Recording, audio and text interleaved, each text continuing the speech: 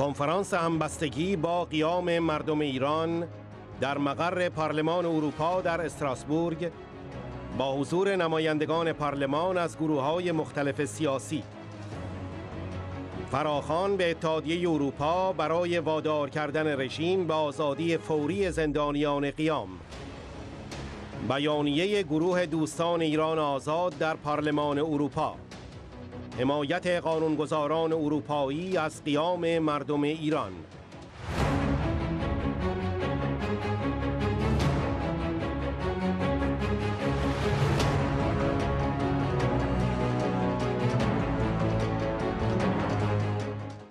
Dear friends, thanks for coming to this meeting of Friends of a Free Iran. We are holding this event after the recent uprisings that have shaken Iran. This week also coincides with the 39th anniversary of the Iranian Revolution against the Shah's dictatorship in 1979, which was, unfortunately, hijacked by Islamist fundamentalists who have been ruling Iran since then. This year, the Iranian people have again come to the streets and are calling for the downfall of the regime. I said during the plenary debate on Iran in January, in the face of the demonstration that have shaken Iran as a whole, the Mullah regime reacted with unacceptable brutality. Thousands of protesters were put in jail. In the face of such events, a strong reaction from the European Union was needed. And I regret to say that this reaction did not live up to what is expected of the European Union. It was not until January 3, 4 days after Mr. Trump, that Mrs. Mogherini merely called, I quote, all parties, I repeat, all parties to abstain from violence. So she made no difference between the regime's torturers and their victims. I think the European Union must urgently correct its shortcomings. We must express our full solidarity with the people of Iran so they would get a message that we are on their sides. We are indeed critical of the current EU approach. The people of Iran bravely went to the streets calling for freedom and regime change. But it seems that the EU does not want to hear their message. We are very worried about the protesters who have been arrested. One of the top officials of the Iranian government has said that more than 5,000 have been arrested. Already, more than 10 have died in custody, some of them under torture. The regime's officials, including the so-called supreme leader, Ayatollah Khamenei, have blamed the PMOI for leading the protests and have talked about executing members of this opposition movement. This shows how much the regime is afraid of the PMOI and the movement under the leadership of Mrs. Rajavi. But it also makes us very worried and reminds of the brutality with which they repress the opposition, as in 1988, when 30,000 political prisoners were executed and the world was silent.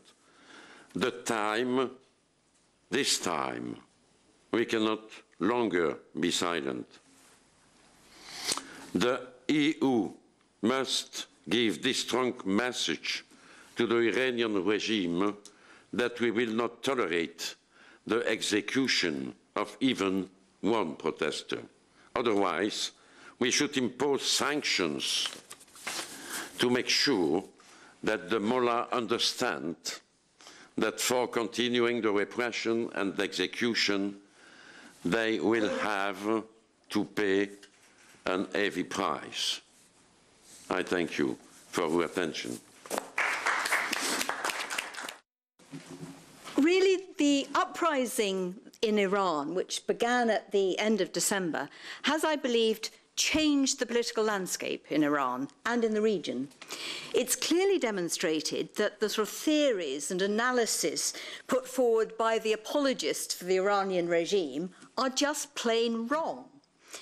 For years, we've been told by the regime and its supporters, and that includes the EU's own foreign policy officials, that this is a very stable country with no real opposition, and that the Islamic Republic of Iran has millions of supporters, and so on.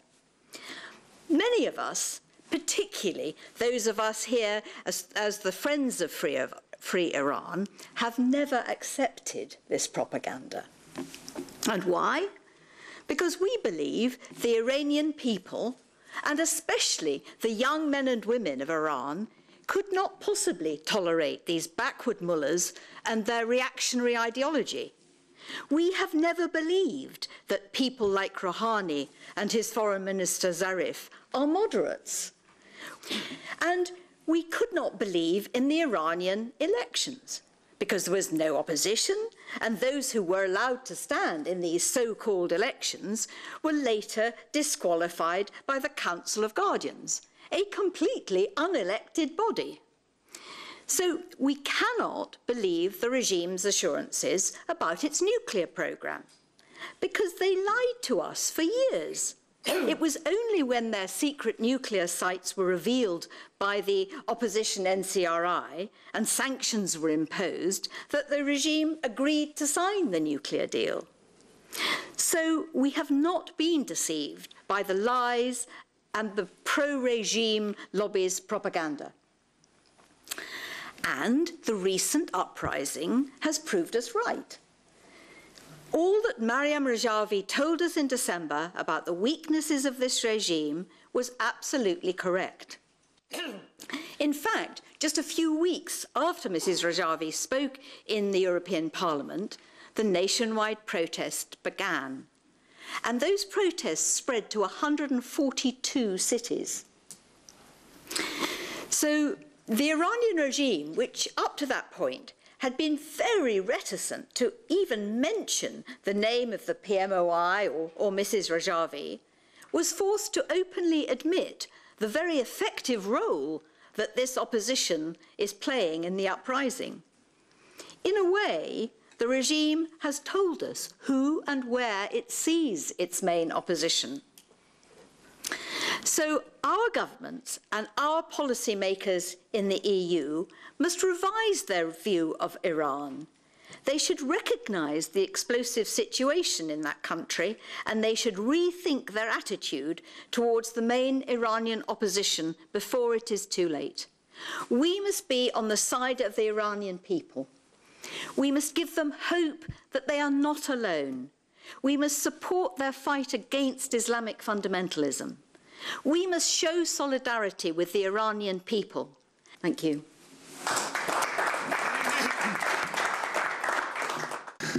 Thank you, Chair. Dear colleagues, after 8,000 people have been detained during the protest, after more than 50 people has been killed on the streets, and after more than 10 people have died during the torture in the prisons, the Iranian regime continues to talk about executions. We remember the summer of 1988, when 30,000 political prisoners were executed, and the international community did not say much. This time should not be silent, and we need to make it clear to our governments and to the European Union that the human rights in Iran cannot be compromised or to be put on the sidelines with the excuse of political consideration or a nuclear deal. As you know, the regime has been forced to admit about the role of the opposition PMOI in this uprising. Rouhani even telephoned President Macron to stop PMOI and the leadership of the Iranian opposition who are in France. I went to Paris in January to see the opposition leader, Mrs. Mariam Rajavi, to express my solidarity with the people of Iran and their uprising for a free Iran. I found that meeting very encouraging and fruitful, and I think it's time for the European governments and the body of European Union to start dialogue with Mrs. Rajavi and her movement, as it is a real alternative to theocratic state. I am very hopeful for a future Iran, but still we need to actively support the Iranian people, especially to focus on human rights as our priority. Thank you very much.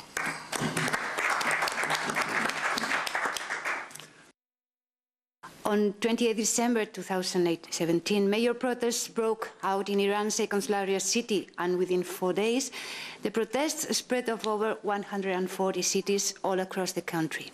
The slogans rapidly changed to "Down with Khamenei," "Down with Rouhani," and other slogans directed at the leaders of the regime. People clearly and openly demanded the downfall of the religious dictatorship. And most remarkably, women are actively engaged everywhere, in every protest and in every confrontation. Women have demonstrated tremendous courage, fearlessly confronting armed security forces despite being empty-handed, encouraging others not to fear and to carry on, inviting everyone to join the protest. World media have published articles on Iranian women's courage at the forefront of the protest. The headline of an article by the Independent Women's Forum says it all. Women are the face of the protests in Iran. The most striking images coming out of the Iran protest are not of men, they are of women. According to reports by the regime's officials in several cities, the protest was initiated by a small group of women. The deputy commander of the Revolutionary Guards on 27 January said there were several middle-aged women among the arrested protesters. He added, in the 1980s, those who were leading PMOI protests were mostly women, and now the main chain of provocation and starting the protests were women. For example, 4 of these women turned the whole city of Ilam into protest, he said. The image of a lonely woman shouting death to Khamenei right into the face of security forces surrounding her in the city of Hamadan became a symbol in these protests. In another picture going viral on the internet was of a young woman outside Tehran University covering her face and holding up her fist in the air as she runs from tear gas. And of course, dozens of women have been brutalized and violently arrested by the regimes of repressive forces and anti-riot units. The Iranian opposition has played a key role in promoting women's participation in Iranian freedom movement. Indeed, under the leadership of Mrs. Mariam Rajavi, women hold key decision-making positions in the resistance and hold great responsibilities. I am sure with these brave women at the helm of the resistance, the Iranian people will soon be able to achieve freedom and democracy. Thank you.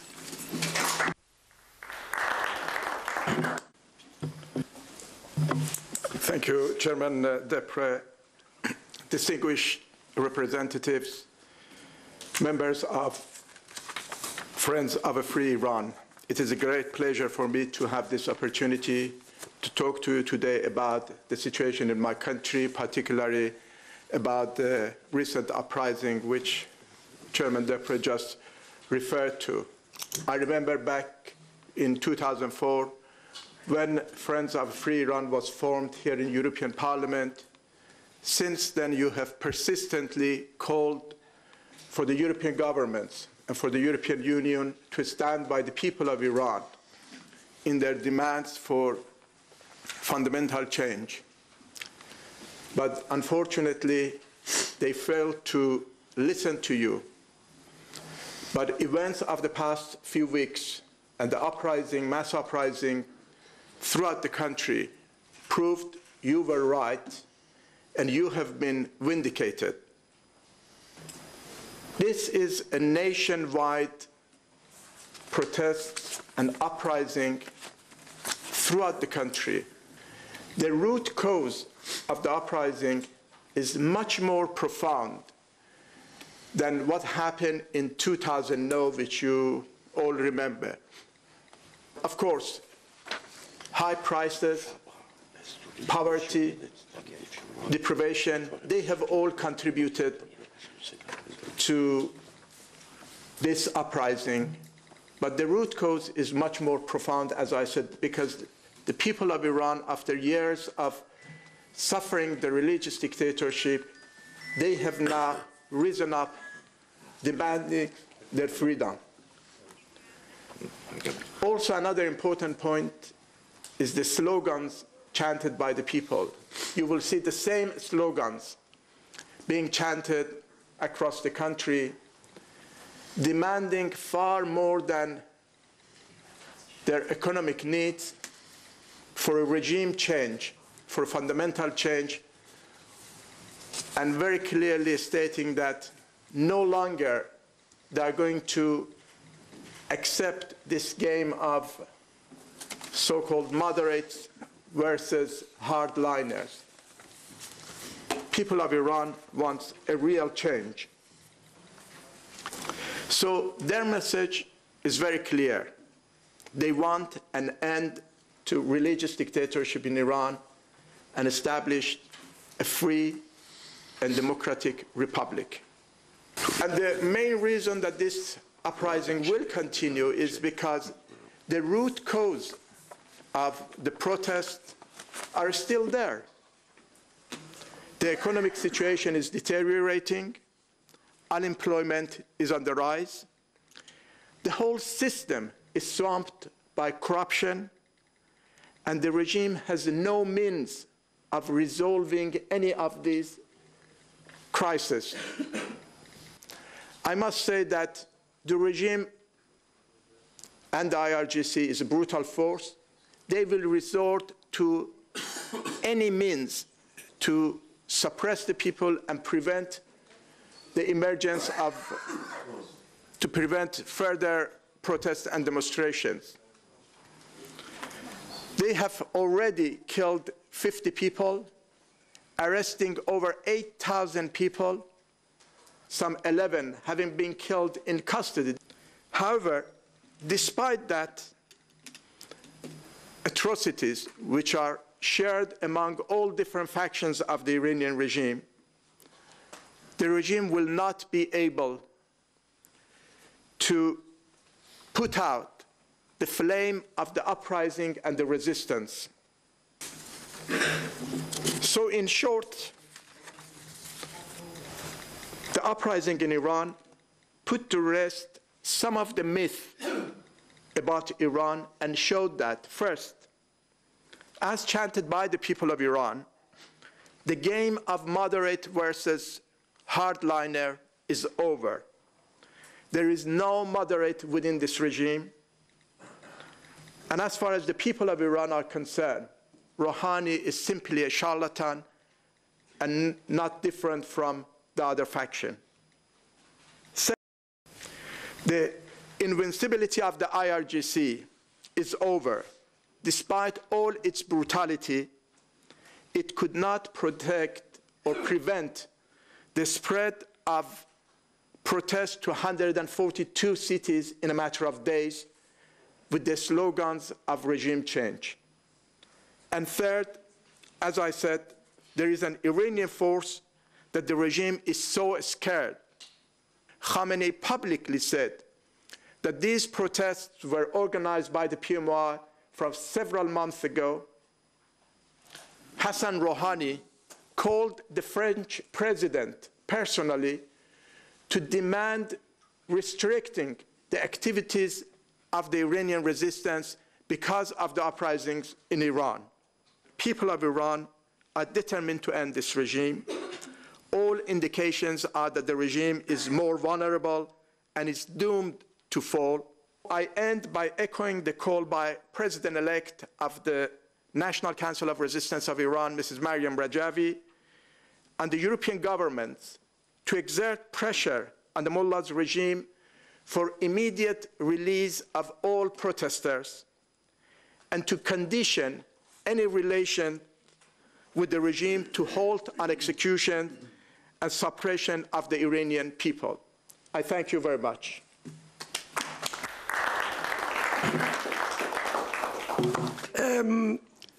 After everything that has been said here and very rightly said on the recent protest in Iran, I would like to comment very briefly on a particular aspect that I think is significant in relation to these events. And I refer to the reaction and the activities of the Iranian regime against its opposition, against the PMOI and the NCRI. Normally, a strong and stable regime does not bother very much about its opponents. In the case of Iran, however, we see an increasing level of activities against PMOI movement. Myself, with Tune and other members of the European Parliament and some members of national parliaments, we visited Qam Ashraf in 2008, in October 2008. These people were constantly under terrorist and missile attacks. Many of them were killed, assassinated, and hundreds were wounded, some very seriously wounded. Through a big international campaign led by Mrs. Rajabi, with the active collaboration of MEPs, of members of national parliaments, members and former members of the American Congress, at the end, all these people were transferred from Iraq to Europe, and most of them are now in Albania. And now that they are safe in Albania, the Iranian regime is spending millions of euros in a massive disinformation campaign to discredit these refugees and to undermine their status in that country, in Albania. The Iranian embassy in Tirana, as you can guess, was very small. But now it has become one of the biggest embassies of the regime. Several intelligence officials have been sent from Tehran to work as false diplomats against the PMOI. The regime has also sent their agents to the European Parliament. We have agents of the regime inside the Parliament who attend some of the meetings of the political groups, and then they raise their hands to make false allegations against the Iranian opposition. All these things clearly show that the Iranian regime recognizes very well the importance and the real influence of its main opposition, the PMOI and the NCRI. Consequently, we should draw the attention of our governments and the European institutions on these facts and recommend to them to recognize the PMOI and the NCRI as the main and most reliable opposition, democratic opposition, and the only credible alternative to the Iranian religious theocracy. The Iranian regime is, by its very nature, irreversible and impossible to change by internal reform. Any evolution of the regime towards openness and democracy will make it collapse. Any other strategy based on appeasement and false illusions about regime spontaneous evolution is just a waste of time and a prolongation of the suffering of the Iranian citizens. Thank you very much.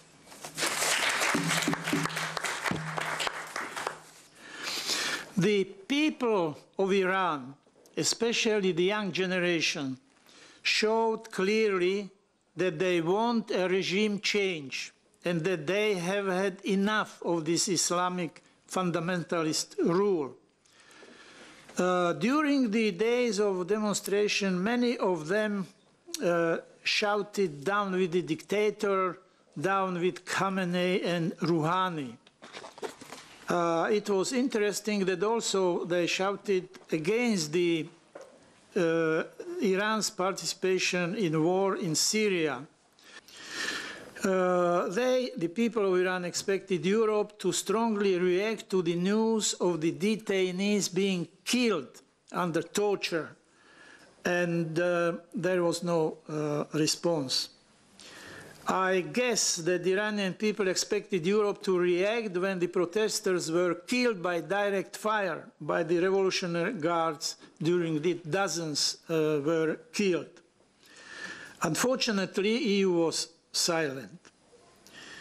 I think that this is a wrong policy, morally, politically, and for our long-term interest in Iran. And I'm sure that when mullahs are gone and Iran would be free again, the people of Iran will back, they have memory, political memory, and remember those who were standing by them. And that is why we as parliamentarians, as elected representatives of the European people, must really stand with those brave young protesters who demonstrated in 142 cities in Iran. I think it is our duty. Thank you very much.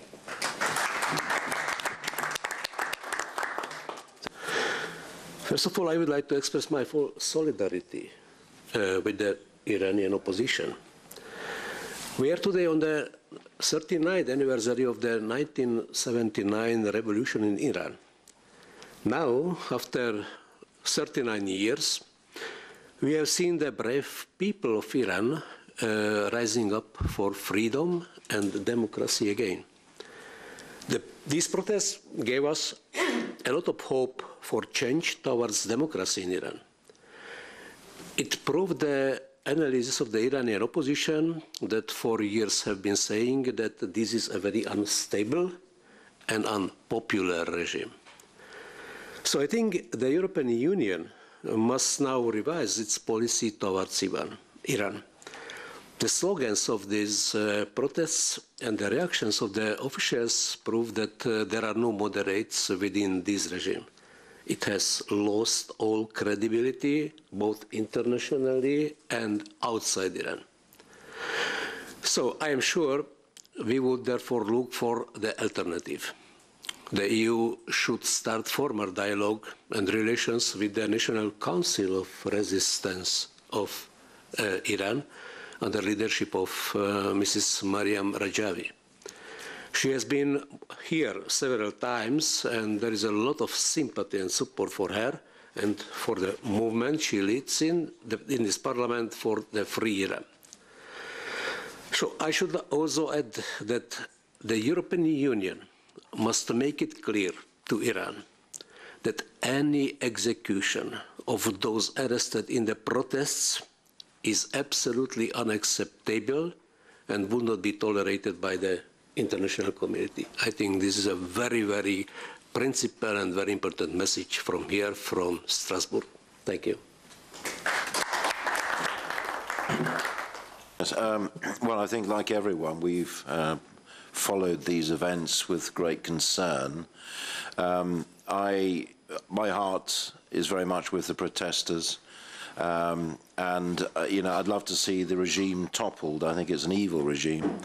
I'm afraid the European Union here is far too cozy with Iran and actually turning a blind eye to what's going on. But I do think it's a very critical moment. I do think we need to look at sanctions again, and President Trump has a much more robust policy on this. And I'm feeling, you know, the strength of feeling here in this room from MEPs and the debates we've had recently seem to suggest to me, I think we're in for a massive change in policy and a much more critical and sanction-based approach to the regime, which I think is essential to get the freedom back to the people of Iran, which we fully support. Thank you. I'd like to thank you all for your contributions. It was very important that we had such a multinational message to Iranian people. And it's high time before Iranian dictatorship can celebrate 40 years of existence. It's high time for the change, because it's obvious we can't ignore this serious self-sacrificing message that Iranian people in great majority are not satisfied. They demand a change of regime. We need to have solidarity of them. and it's our responsibility. Because if the European Union had taken much more clearer stand, much more demanding, conditional stand, I think the regime would not be here today. So it's our shared responsibility. And what I heard from colleagues was that their message in Brussels absolutely not corresponding realities. So the problem is, as a colleague from UK mentioned so well, it's not a real parliament. And it's the most efficient propaganda of totalitarian rulers. So I think it would be important not to yield to illusion that we are dealing with a real parliament. So we have to deal with real people, the people who have ventured to the streets, who have suffered, and who are asking for our solidarity. To express public solidarity with Iranian people, also on behalf of the European Commission and member states, and to make every economic and political progress in relations with Iranian regime conditional on real convincing improvement of human rights situation, which has not happened this far. But we continue our fight. We continue to stand with Iranian people, and that is our message today to you. Thank you.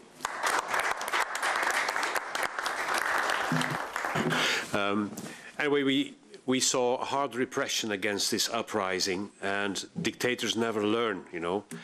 With repression, you can manage to clear the streets for a while, but you can never manage to clear the minds of people. And I'm quite sure that this uprising is not over, and it will continue, indeed, because of the basic reasons why it emerged in the first place are still there.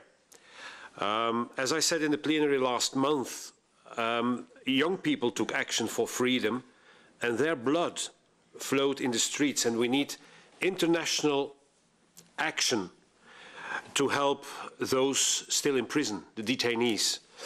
Already 12 of them, let's not forget, 12 of them already died under torture, and senior government officials are talking about executions. So our attention in the first place should be for them. And apart from protesters that the regime is repressing and may begin to execute, the government continues with executions of non-political prisoners as before. Several young prisoners who were arrested when they were 15 years old, 17 years old, were executed last week after spending years in jail. It is very clear this is an anti-human regime with no respect for human rights whatsoever. No difference indeed between the so-called moderates and hardliners. The young people who protested in the recent uprising have rejected both factions and called for the downfall of the regime in its entirety. And we should respect their views and should support them in these hard times. That is why I'm happy that our meeting today will be seen as an expression of support and solidarity for the Iranian people who want a regime change and nothing less. Thank you. Thank you very much for organizing this event, and I also agree with everything what was said. We as member of European Parliament, we are here because we belong to countries in which countries the basic values are human rights, freedom of expression, rule of law. And as we saw in these protests in Iran, the same things are in Iran between young people, between women, between other people in Iran, and there are many more and more those people all around the country in many cities. So I think it's necessary that here in European Parliament we say openly it's enough, that we cannot look at this violence which has happened, death penalty which are happening in Iran, and there is no excuse for these things which are happened in Iran. We all support a nuclear agreement with Iran, but we must send a clear message that we will not trade this agreement or other things with basic values of human rights, killing people and violence against people who don't agree with the regime. And I hope and I think it's necessary that the same voice goes from all European countries and people who are the frontmen of European Union in Commission, in Parliament, and I hope that there will be democratization in Iran.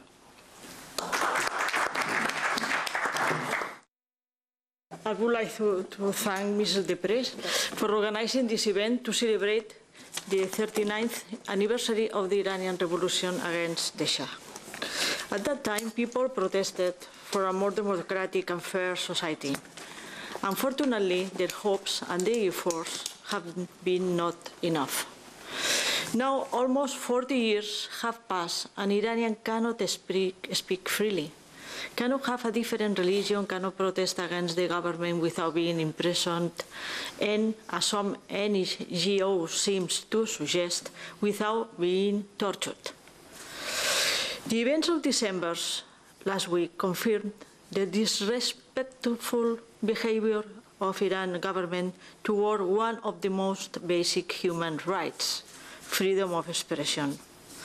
While people was demonstrating against the unemployment, the rising prices, and the poor quality of life, the only answer the government provided was violence. We cannot accept that. The European Union is based on respect of human rights. We hope Iranians could speak freely and could be heard. Thank you very much. When I arrived here in 2014, I saw pictures of Iranian people being hanged in cranes in Tehran. And I couldn't believe. I thought it was a montage. It was not real, but it was.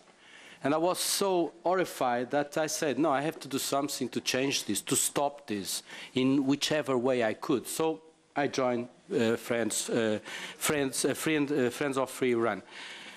And thankfully I did, because I'm also very encouraged to continue with the support to this cause because of the recent protests which erupted on the 20th of December in Iran, which rapidly escalated to 142 cities across the country and covered all the 31 provinces of the country.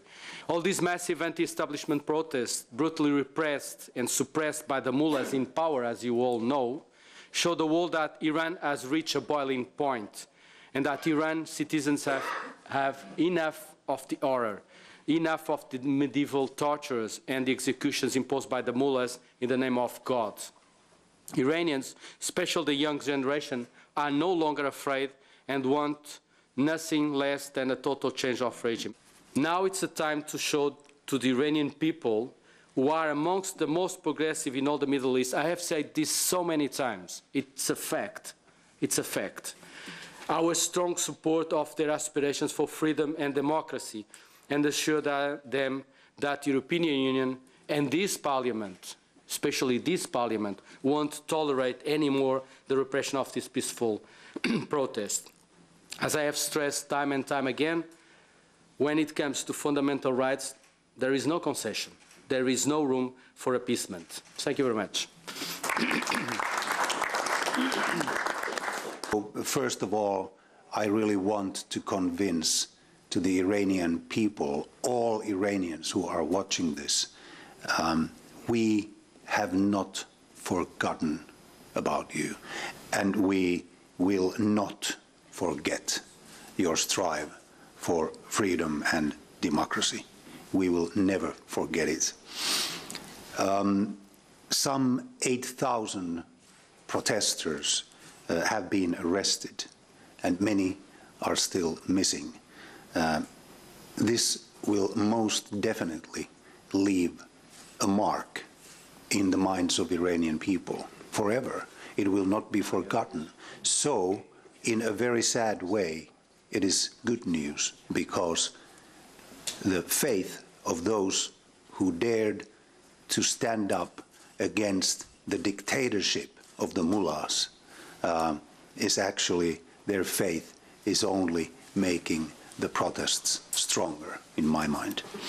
And also, in a rather sad way, I have to say that I was delighted to find out that the regime disconnected and censored the internet, and because this will inevitably fail. It always will, in these cases, sooner or later. Like our distinguished colleague, Mr. Qiyam, said, this is absolutely about making a decision on which side we are.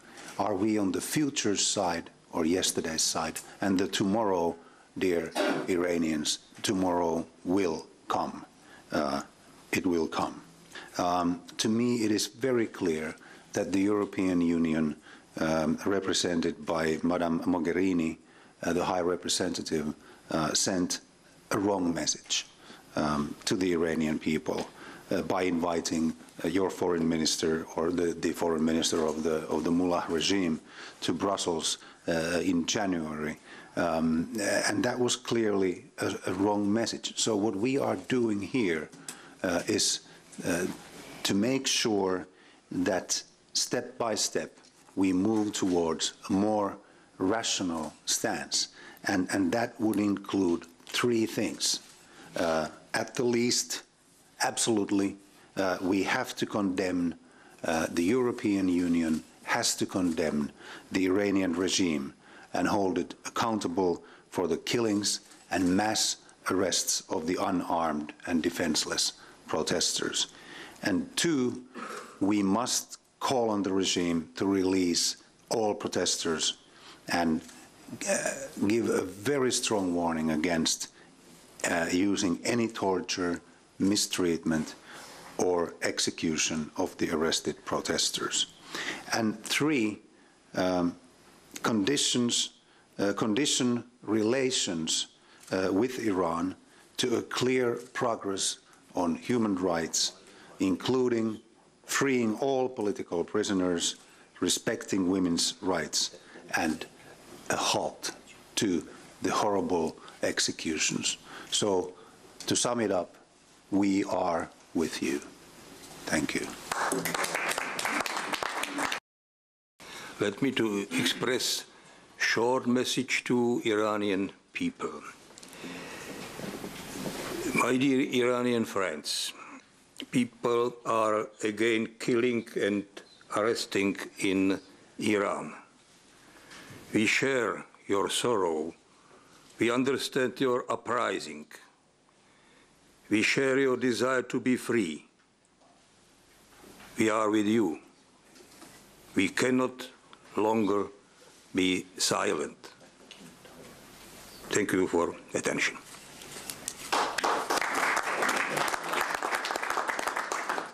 Innanzitutto voglio dire che sono qui, anche se poi avrò un'altra riunione, per testimoniare ancora una volta il mio supporto, il mio appoggio per questo movimento, per questa realtà e per gli obiettivi che si propone. Penso che quando si tratta di diritti umani noi dobbiamo essere molto decisi nel difendere i diritti umani, proprio noi europei, e in questo caso penso che dovremmo far sentire un po' la nostra voce perché coloro che sono stati fatti prigionieri, che sono stati arrestati, vengano liberati e non si proceda, come invece sta succedendo, a delle esecuzioni. Io ho sempre espresso pubblicamente nei voti in Parlamento la mia condanna per queste esecuzioni che così massicciamente vengono operate ogni giorno, per le esecuzioni di donne e di minori, e sono pronta a farlo anche ora. Quindi sono qui proprio per dire questo, che continuerò a essere una sostenitrice e a far sentire anche la mia voce a supporto di quello che state facendo.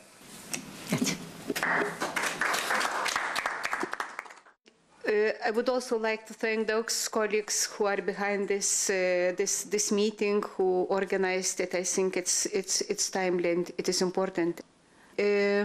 I come from Lithuania, as Tune said, and in Lithuania we know that dictatorships, they will not last. And one day they come to an end. I was following developments in Iran for many years, since my first term in the European Parliament, since 2004. We have seen different periods, different developments in the country. But this very recent wave of demonstrations,